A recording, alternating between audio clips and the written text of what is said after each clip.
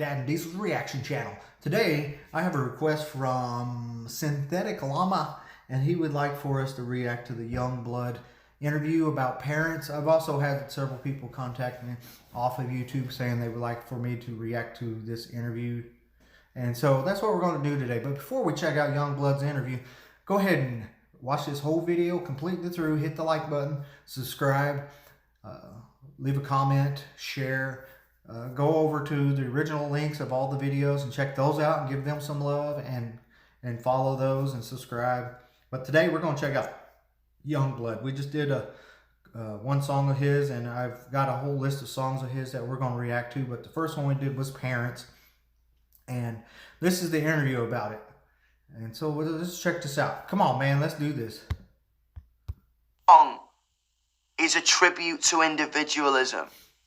This ain't me telling your parents to fuck off. It's about the restraints that are put on you from maybe your parents, maybe your teachers, maybe your cousin, maybe your mates, maybe whatever.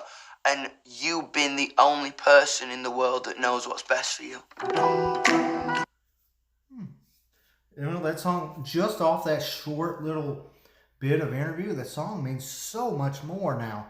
I thought it was a F you to all the parents out there. I'm like, yeah, what kid hasn't said that in the last 300 years? But so, yeah, so far I think there's a lot more meaning to the song than what I was catching originally. And so I'm going to like this interview. And I don't know what country he's from. You know, don't hate me. Don't throw eggs at me because I can't distinct different countries by the way they speak.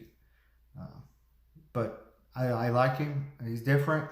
When I was a child, we had, in the 70s and 80s, we had people that dressed different. And so I didn't judge them then. I don't want to judge this fella now for that.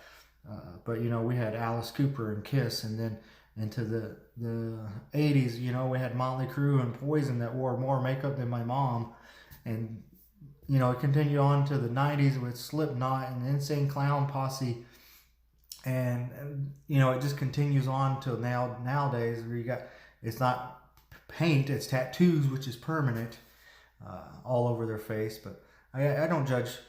I do judge people a lot, and that's because of the line of work I'm in. It's a habit that we as law enforcement officers know we have and we try to break, but it's very hard when all you see is so much negative. You know, when you're being spit on or stabbed, or have to sit in with a defendant while he watches his own molestation video of him molesting his kids because it's evidence, and then you got to sit there with them to watch it.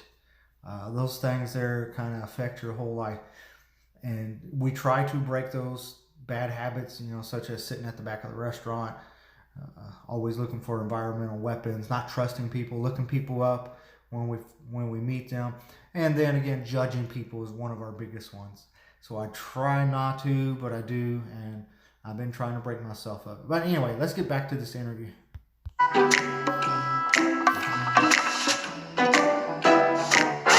I needed the track to reference the humor in the lyrics. I wanted it to be like an accumulation of fairground sounds, or I don't know, man, like I wanted it to be like the spooky sound, like do do do do do do do do do do do do. Do you know what I mean? And I think that's what he was going for there. Stuff like that, and the drum kit is literally just like hits on guitars, and the bass line is an acoustic guitar tuned down an octave. Do you know what I mean? So I wanted it to be kind of like, what is that? That doesn't kind of sound right. I wanted it to be a picture of my head, because I'm kind of riddled with ADHD, and I wanted it to be like that in 3 minutes. Is that why so many songs nowadays are so short? Because a lot more people have ADHD, which is overdiagnosed. But yeah, maybe that's why songs are so short. I mean, we've watched 1.5 minute songs on here before.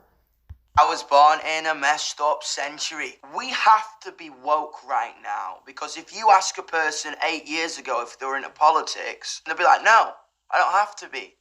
But right now, we need to remain informed, because look at what is going on in the world.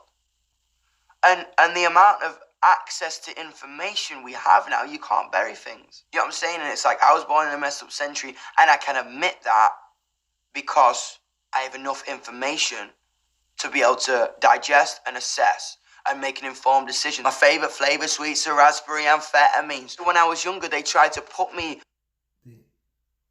Oh, okay. He's explaining the lyrics. I thought he was telling me he likes amphetamines. But I remember now, that was in the song, and he's explaining it.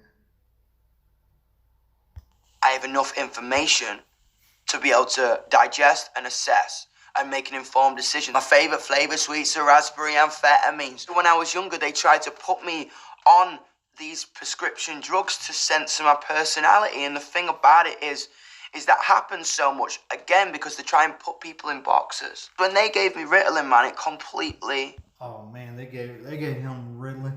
That's one of the worst drugs.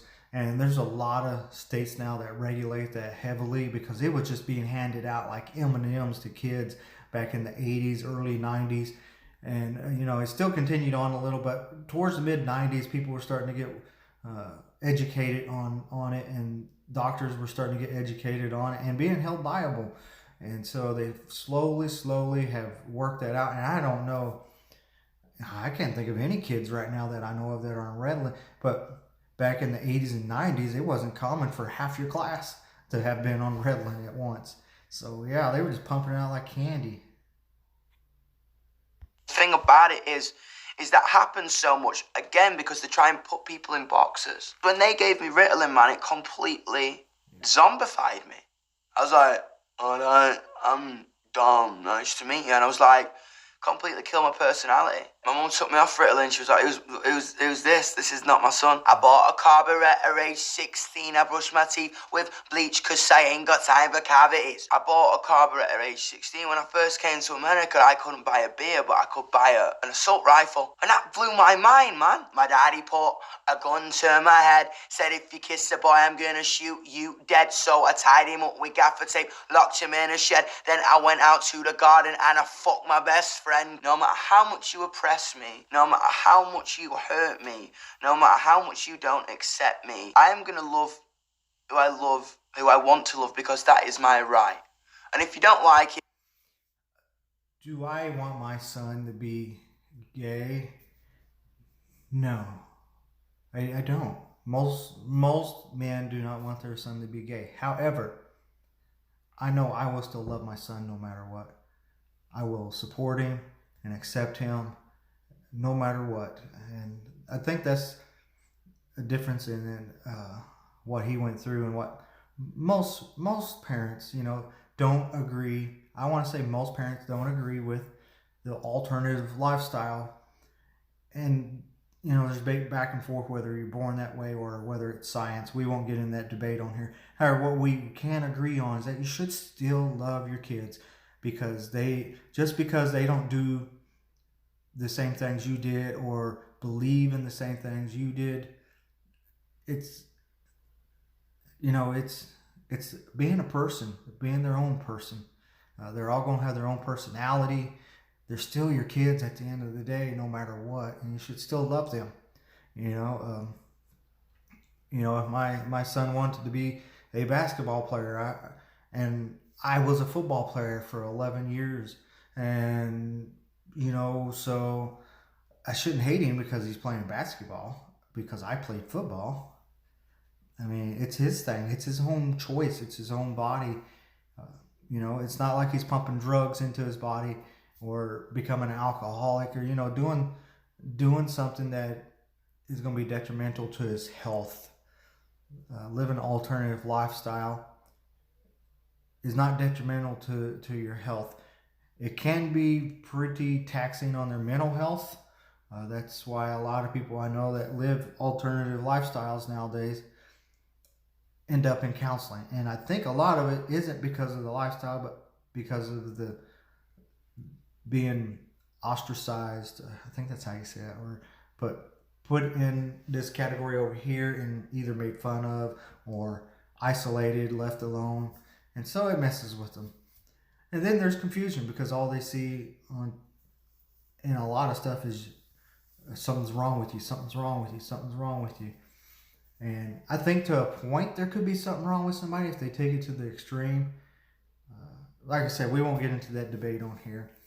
My biggest thing is no matter what, you love everyone and accept everyone because we're all different. And that's what makes us humans is we're not all like, we're not robots. So we're not going to be the same. And I mean, I'd walk up and hug this dude and, you know, it doesn't mean anything. You know, I'm not gay. I'm not bi, poly, whatever all those other terms are that I don't understand. I would still hug this dude, even though obviously he has a different lifestyle. Because that means I accept this guy. Do I agree with everything he does? No. But does he agree with everything I do? No. I don't agree with everything my loved one does or my mom or anything, but I still love them, right? So love everyone no matter what. Yeah, I'm gonna lock you in the fucking shed and I'm gonna fuck the person outside while you watch. Cause my high hopes are getting low because these people are so old. Before I found my people, before I found my community, before I found yungBlud, I felt so misunderstood because it wasn't necessarily my mum and dad. It was a little bit, but it was people in positions of power or teachers or who didn't have an emotional connection to me. Because if you're not the ideal kid, they haven't got an emotional connection to you, so they don't need to love you. So they don't need to make you feel any other way than they want you to. The way they think about it all, if I tried, I would never know. My high hopes are getting low, but I know I'll never be alone. It's alright, we'll survive, cause parents ain't always right. We have each other. I understand you, you understand me. The thing in my fan base is, it ain't even a big deal now.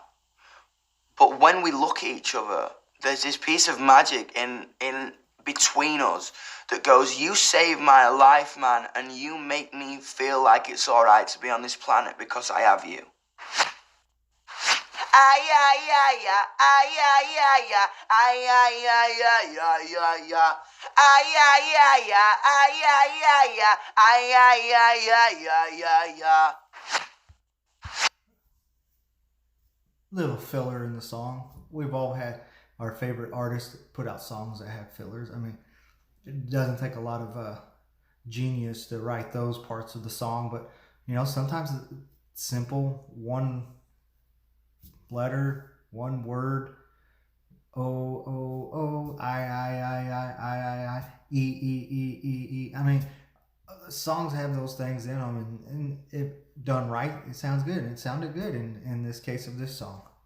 Chop a toaster in my bath, watch my mum and dad laugh, see 1,000 volts go through the sun they wish they never had. That is about not being the ideal kid. If you are not the ideal person to your parents, to your teachers, to your boss at work, if that's their problem. See if 1,000 volts go through the sun they wish they never had. They are hurting you because that's their problem, because they don't understand you and they're probably scared of it. Told me casual affection leads to sexual infection, but it's hard to get an erection when you're so used to rejection. I remember everyone was in the studio like, whoa, and I was like freestyling that and everyone was like, no, it was proper like, dude, it was like I had all my fucking geezers with the hoods on and me and me fucking makeup just like on the mic like just spitting. As I say, it's literally just like any form of loving is gonna completely end up in your demise. So why bother loving at all? It's like, no, I don't want to face it on my own. I want to cuddle.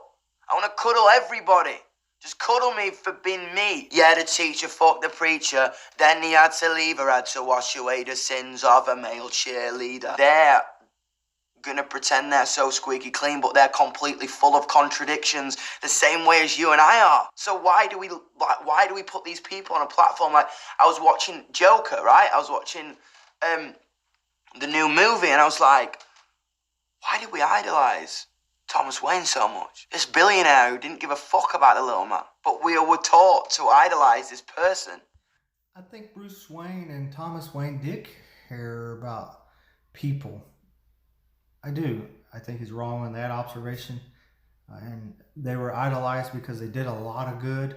They were successful. They didn't give up in life and let all those negative things bring them down. And it's an inspiration to people to not give up and to fall into the box of, I'm not going to be good, I'm not going to be successful, and it sucks to be that way. And so I think he's doing the same thing to Thomas Wayne and Bruce Wayne's family that he says people are doing to him. So there's one part I disagree with. He's judging them and putting them in a box when he doesn't want people to do it to him.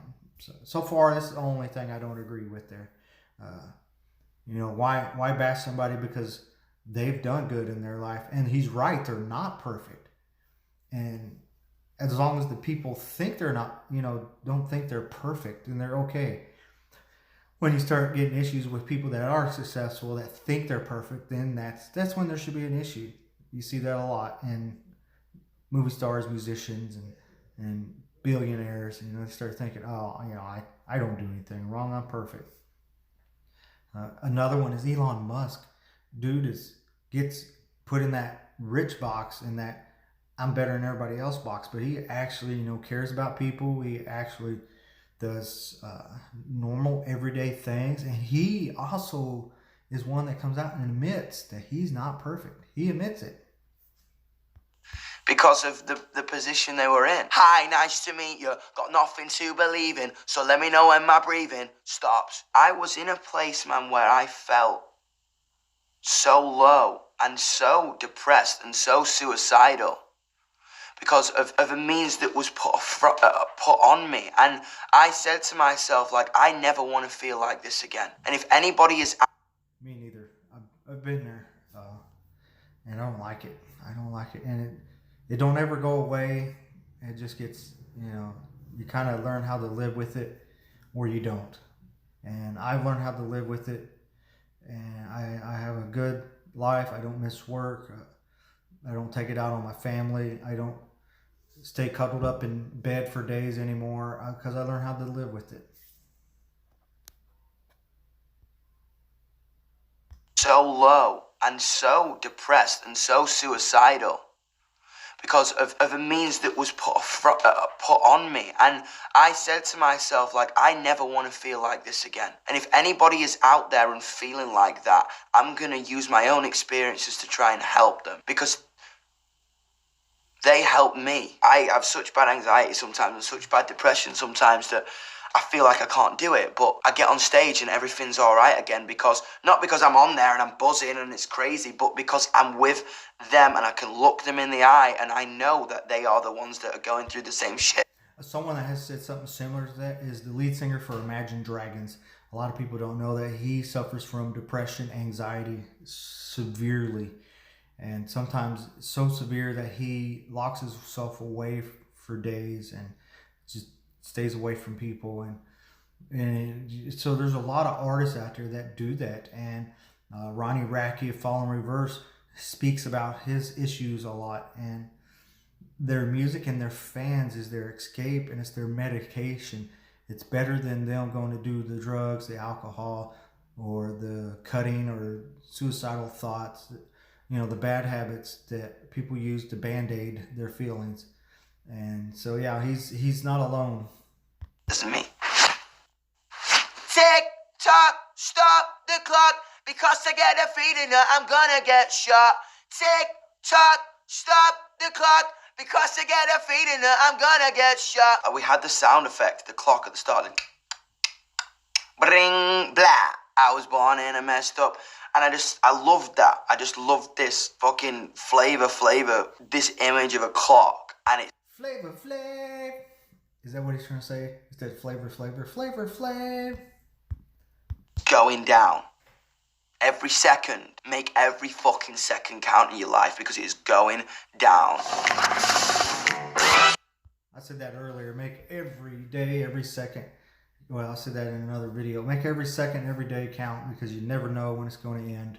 So, yeah, he seems like a talented individual that knows how to write music from here. And that's the bad thing, is people, when they write good music, usually comes from pain. And those are the best songwriters and the best music and the best lyrics. And it's a shame that that's what it takes. But you'll hear artists go, man, I got to get depressed so I can write a good song. Or, man, I need my girlfriend to leave me so I can write. You know, they want something bad to happen to have that inspiration, because they like writing and making music about things that affect them from in here. Those are good artists, the ones that can write from here. So that was a pretty good interview. Thanks for suggesting that, Synthetic Llama. I think I'm saying it right. I don't have my glasses on, but I think it's Synthetic Llama. Thanks for suggesting that. We're going to get to other suggestions as we go along. We've been looking at computers, trying to get a better computer so we can get better quality material for you guys. I know sometimes the sound is iffy and the picture could be better, and there's no graphics, and we can't fade music in and out. So we're working on getting better stuff. Trust me, we are.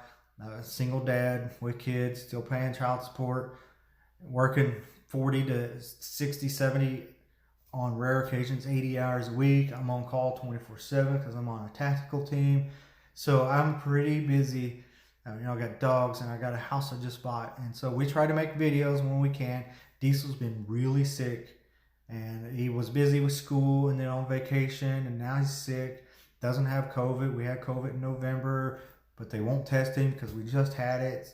But I think he might have it again. But he's doing okay. He should be back at school hopefully tomorrow. And we got a snowstorm blowing in tomorrow, so maybe a lot of time to make some videos. Also, my girlfriend may join us this weekend.